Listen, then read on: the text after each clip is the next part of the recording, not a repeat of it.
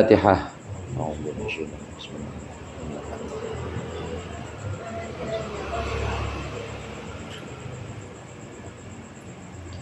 Bismillahirrahmanirrahim. Alhamdulil muallimil tullabi wa musahhilil khairi liman yata'allamu. Thumma assalatu wassalamu ala nabi wa alihi wa sahbihi jayudhamu. Ya Rabbana kaffir anna dhunubana wa walidina wa liman huwa muslimu. ندعوك اللهم علما نافعا من يومنا إلى الحساب يقوم. آمين آمين آمين ويا فتاح. آمين آمين آمين ويا عليم. بسم الله الرحمن الرحيم. قال المؤلف رحمه الله ونفعنا به وبعلومه في الدارين آمين. Warabi'a asyaraha tartibun baina arkaniha al-mutaqaddimati kama dzukira. Yang ke-14 dari fardu-fardunya salat atau rukun-rukunnya salat. Tartibun adalah tartib. Baina arkaniha berurutan antara rukun-rukunnya salat al-mutaqaddimati yang terdahulu. Kama dzukira sebagaimana keterangan dzukira yang dituturkan apa ma. Fa in ta'ammada al-ikhlala, maka jika seseorang menyengaja, jika dia sengaja al-ikhlala merusak bitartibi terhadap urutannya, bitaqdimi ruknin fi'liyin dengan mendahulukan rukun gerakan, ka'an sajada, contohnya seseorang sujud qabla ruku'i, sebelum ruku, batolat, maka batal apa sholatuhu, sholatnya musolli, sholatnya orang tadi. Amma taqdimur ruknil qawliyi, adapun mendahulukan rukun ucapan, fala yadurru, maka tidak berbahaya, maksudnya tidak membatalkan. Illa salama, kecuali salam. Wat tartibu bainas sunani kasurati ba'dal fatihati wad du'ai ba'da tasyahudi was sholati asyartun. Adapun bermula urut-urut atau tartib bainas sunani antara kesunatan kasurati ba'dal fatihati, seperti membaca surat setelah Fatihah, wa du'ai ba'da tasyahudi, dan membaca doa setelah tasyahud, wassolati, dan setelah solawat, itu syartun, syarat lil i'tidadi bisunniyatiha, lil i'tidadi untuk dianggap bisunniyatiha dengan kesunatannya sunan, atau dengan kesunatannya yang disebutkan tadi, yang disebutkan sunat-sunat tadi. Rukun ke-14 dari rukun-rukunnya sholat adalah tartib. Tartib ini artinya berurutan sesuai dengan posisinya. Urutannya yang dahulu ya didahulukan, yang akhir ya diakhirkan, sebagaimana urutan yang dijelaskan kemarin. Mulai dari awal, yang pertama yaitu takbiratul ihram dulu. Selesai takbiratul ihram, Fatihah. Selesai Fatihah, ruku. Selesai ruku, i'tidal. Itu namanya urut, dan urutannya seperti itu, namanya tartib.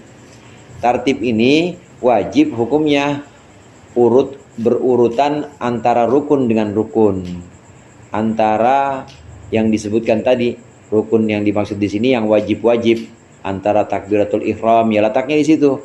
Setelah takbiratul ihram, Fatihah, setelah Fatihah, ruku, itu harus berurutan. Harus tartib. Tartib antara rukun. Nah, kalau demikian berarti ada satu semacam kesimpulan.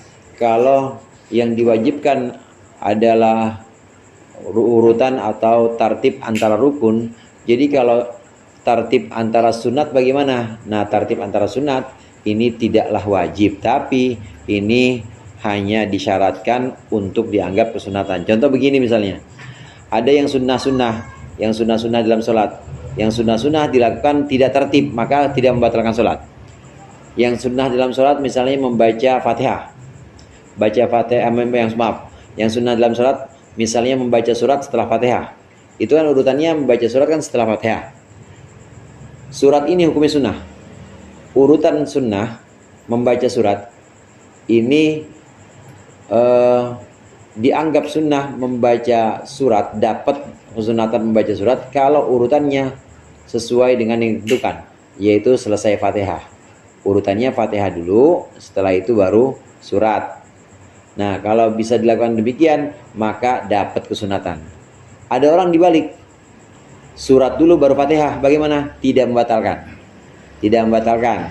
Karena yang dimaksud dengan urut atau wajib tartib di sini, ini wajib tartib antara rukun, bukan wajib tartib antara rukun dengan sunat atau antara sunnah dengan sunat, bukan.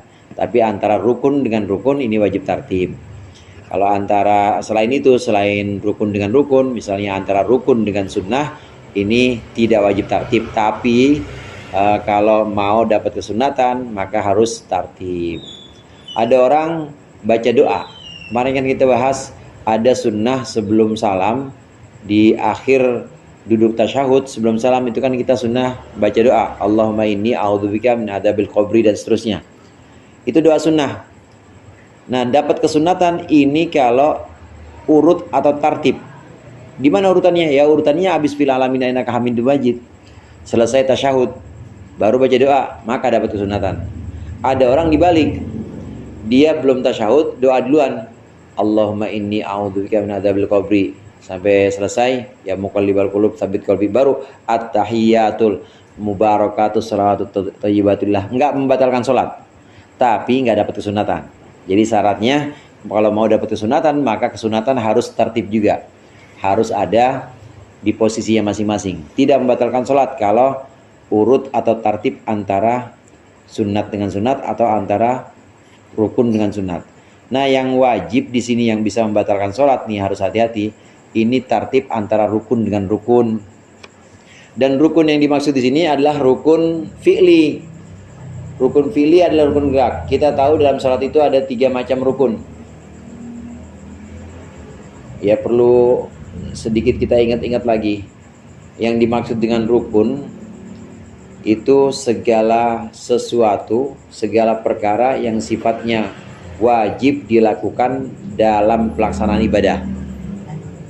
Itu namanya rukun. Dia perkara yang wajib dilakukan dalam pelaksanaan ibadah. Dalam pelaksanaan ibadah itu namanya rukun. Contohnya Fatihah rukun, karena ada di dalam tuh, di dalam sholat. Kemudian sujud rukun. Ada rukun, ada syarat. Syarat ini juga sama. Syarat ini sebenarnya wajib dilakukan, tapi dia di luar pelaksanaan sholat. Apa syarat sholat? Kalau tadi rukun Fatihah kan jelas di dalam sholat.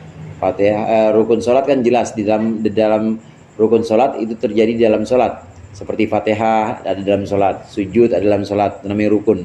Nah, ada yang sama-sama wajib juga tapi dia di luar sholat. Dan sah atau tidaknya sholat ini tergantung dengan dia. Namanya bukan rukun karena di luar sholat. Namanya syarat. Apa syarat sholat? Syarat sholat itu menutup aurat. Kemudian menghadap kiblat, bersih dari najis dan hadas, namanya syarat. Jadi sama-sama wajib, syarat ya wajib dipenuhi, rukun juga wajib dipenuhi. Bedanya kalau syarat itu di luar sholat, kalau rukun di dalam sholat. Kalau syarat itu di luar pelaksanaan ibadah, kalau rukun di dalam pelaksanaan ibadah. Jadi syarat itu wajib dipenuhi juga, tapi syarat tidak ada dalam ibadah. Oleh karenanya orang sholat pakai sarung batal. Ya bang Sain ya? Batal orang sholat pakai sarung. Nah, pakai sarung di luar pelaksanaan ibadah harusnya gitu. Jadi pakai sarung bagaimana? Pakai sarung itu harus sebelum sholat karena dia syarat, dia bukan rukun. Nah, kalau pakai sarung dijadiin rukun dia lagi walad dolin pakai sarung, itu namanya menjadikan syarat sebagai rukun dalam sholat, nggak boleh. Nah, bicara rukun ini, rukun dalam sholat ada 3 macam. Ada rukun gerakan, rukun fi'li bahasa Arabnya. Ada rukun ucapan atau rukun yang berupa baca-bacaan, rukun qauli. Ada rukun qalbi, rukun yang merupakan perbuatan hati. Rukun qalbi cuma 1, niat. Letaknya di mana? Letaknya dalam hati.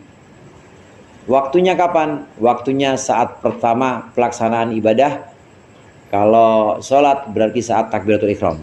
Kalau wudhu berarti saat membasuh muka. Jadi yang kewajiban pertama atau rukun pertama itu dibarengi dengan niat itu.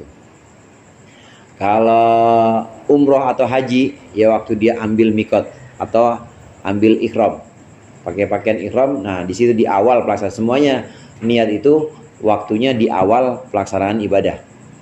Tempatnya di mana niat? Di hati. Maka disebut dengan rukun qalbi atau rukun hati. Ini rukun qalbi.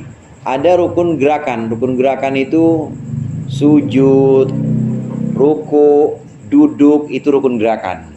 Nah, satu lagi ada rukun bacaan atau rukun ucapan. Fatihah, tasyahud, sholawat pada Nabi, di tahiyat akhir, salam pertama ini termasuk rukun ucapan atau rukun bacaan.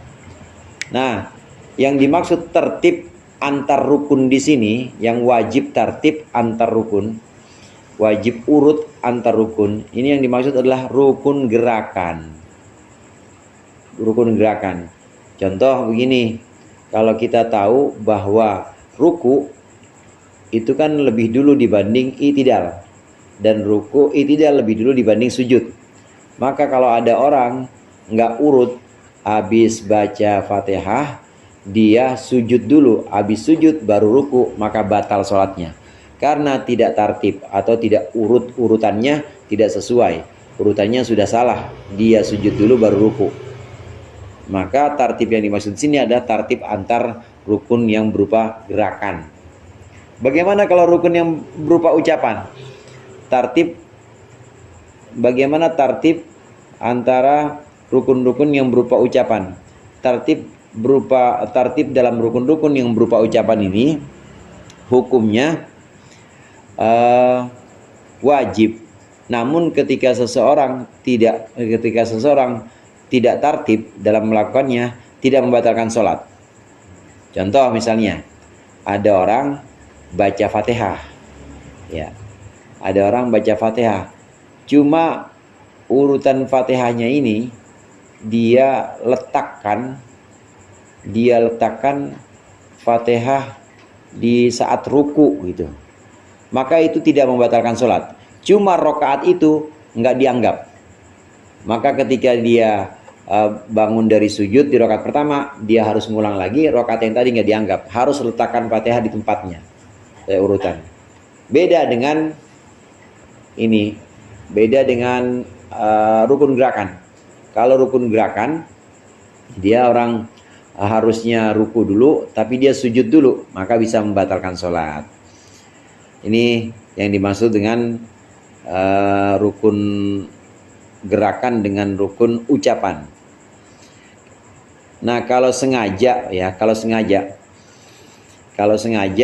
dia sujud dulu, habis sujud dia baru ruku, sengaja melakukan itu, maka batal seketika itu juga. Nah, kalau rukun ucapan gimana? Meletakkan Fatihah harusnya dia berdiri, tapi di saat berdiri harusnya tapi dia letakkan saat sujud. Nah, maka itu kalau dilakukan dengan sengaja, itu cukup dia mengulang lagi, maka rokaat berikutnya baru dianggap sebagai rokaat pertama. Yang tadi dimana letak Fatihahnya itu tidak tepat, itu tidak dianggap gitu aja. Jadi tidak otomatis batal, tapi cukup mengulang lagi, maka rokaat berikutnya itu dibenerin. Jadi rokaat yang sebelumnya yang letak Fatihahnya itu tidak sesuai, tidak tertib, itu tidak dianggap. Ini bedanya rukun qauli dengan rukun fi'li. Yang bahaya itu kalau rukun fi'li. Karena kan kalau rukun qauli sebenarnya nggak kelihatan bentuk sholatnya rusak. Karena orang nggak ada yang tahu. Atau yang tahu cuma si pelakunya. Dia meletakkan Fatihah ada di sujud, kan yang tahu cuma pelakunya. Bentuknya mah tetap kayak bentuk sholat. Bandingkan kalau rukunnya rukun gerakan, sujud dulu, habis sujud baru ruku, itu bentuk sholat berubah nggak tuh? Berubah. Orang yang di luar juga pasti ngeliat. Nah, saking rusaknya bentuknya, maka tadi Di sini batal otomatis. Kalau nggak urut antar rukun gerakan maka batal otomatis. Kalau sengaja melakukannya. Tapi kalau nggak sengaja, apalagi nggak tahu, ya maka tidak batal. Nggak apa-apa nggak tahu. Atau dia nggak sengaja lupa misalnya. Kalau dia lupa maka tidak membatalkan. Kalau dia lupa terus ingat maka di rakaat berikutnya tinggal diulang. Jadi rakaat yang sebelumnya itu nggak dianggap.